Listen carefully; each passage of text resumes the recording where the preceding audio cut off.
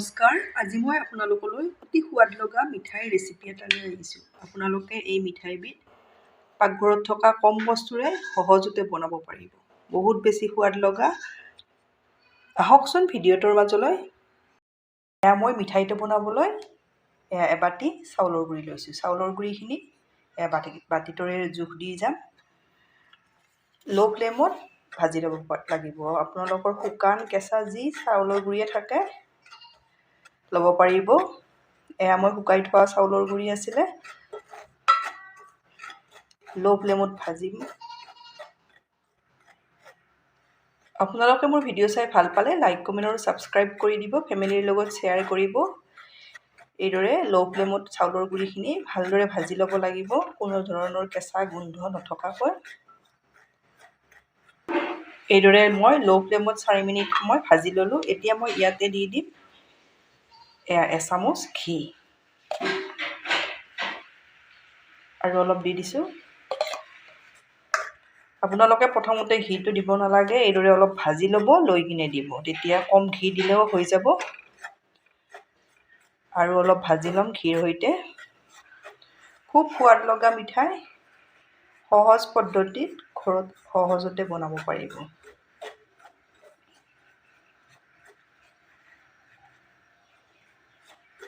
এইখিনি মই ল' ফ্লেমত ভালদৰে ভাজি লোৱা হৈ গ'ল।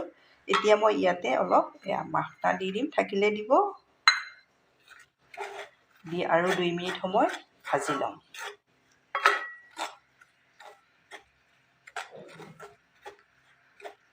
সহজ পদ্ধতিত কম বস্তুৰে আপোনালোকে ধুনীয়া মিঠাই এটা ঘৰত এইদৰে বনাব পাৰিব।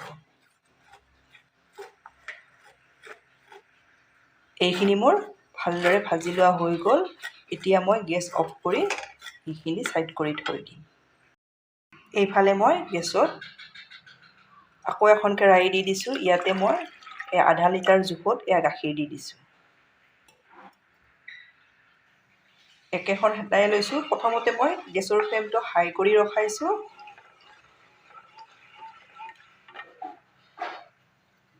মই পিঠাগুড়ি দিয়া বাতিটোৰে পিঠাগুড়ি মই এবাটি দিছিলোঁ। মই মিল্ক পাউডাৰ আধা বাটি দি দিছোঁ। ভালদৰে মিলাই লওঁ। খুব সোৱাদ লগা হয়, আপোনালোকে বনাব। সহজ পদ্ধতিত ধুনীয়া মিঠাই এটা ঘৰত এইদৰে বনাব পাৰিব। পাউডাৰ গাখীৰখিনিও ভালদৰে মিহলি হৈ গ'ল। এইদৰে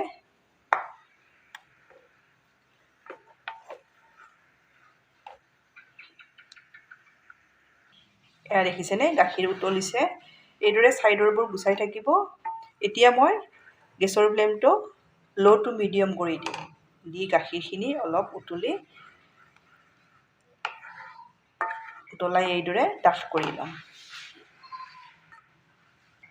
এইদৰে মই এটা ছাইডত গাখীৰখিনি এইদৰে ল' টু মিডিয়ামত উতলি থাকিব দিম।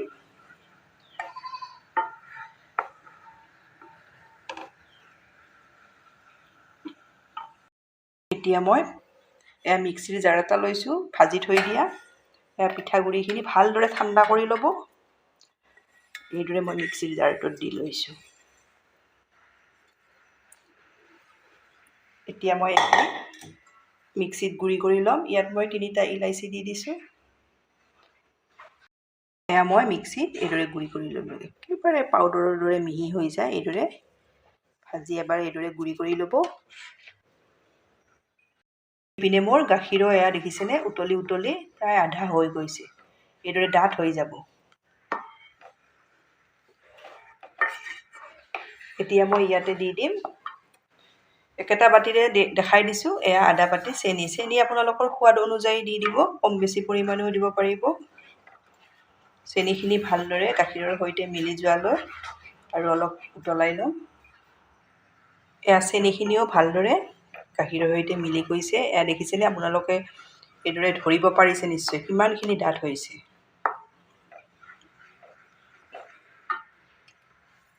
এতিয়া মই গুড়ি কৰি থৈ দিয়া চাউলৰ গুড়িখিনি এইদৰে দি দিছোঁ। দি ভালদৰে এইখিনি মিলাই ল'ব লাগিব।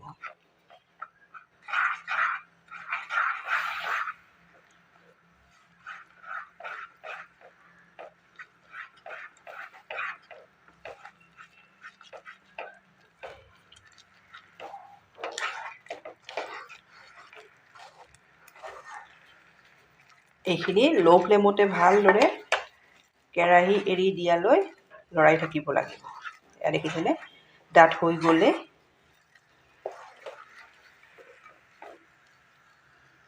এতিয়া মই ইয়াতে আৰু আধা চামুচ জোখত এয়া ঘি দি দিছোঁ। ভালদৰে মিলাই ল'ম। খুব সোৱাদ লগা, আপোনালোকে বনালে এইদৰে গম পাব।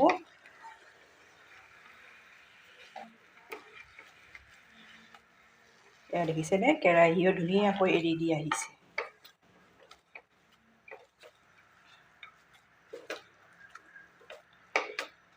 এইখিনি মোৰ হৈ গ'ল। এতিয়া মই গেছ অফ কৰি নমাই লওঁ।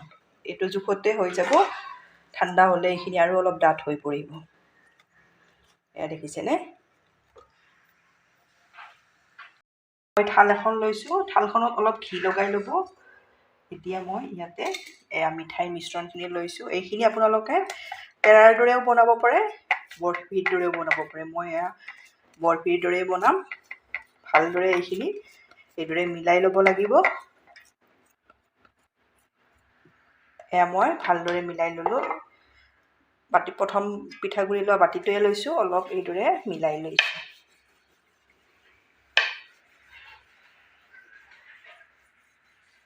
এয়া মই ভালদৰে মিলাই ল'লোঁ। অলপ 5 মিনিট সময় এইদৰে ঠাণ্ডা হোৱাৰ কাৰণে থৈ দিম। ঠাণ্ডা হ'লে মই আপোনালোকক দেখাম। অলপ ঠাণ্ডা হৈছে।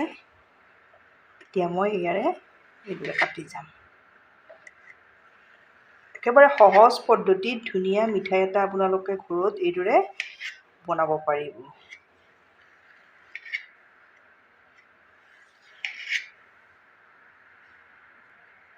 এয়া মই পিচ পিচকৈ কাটি ল'লোঁ। এতিয়া মই আপোনালোকক উলিয়াই দেখাম। বহুত বেছি সোৱাদ লগা, আপোনালোকে এইদৰে বনাব। এয়া দেখিছেনে কিমান ধুনীয়া হৈছে।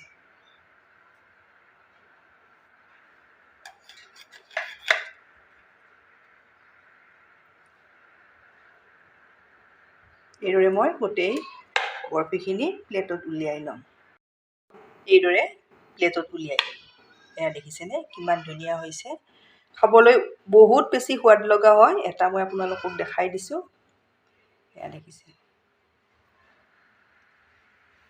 এইদৰে আপোনালোকে বনাব, বনাই খাই কেনে পায় কমেণ্টত জনাব। ধন্যবাদ ভিডিঅ'টো শেষলৈ চোৱাৰ বাবে।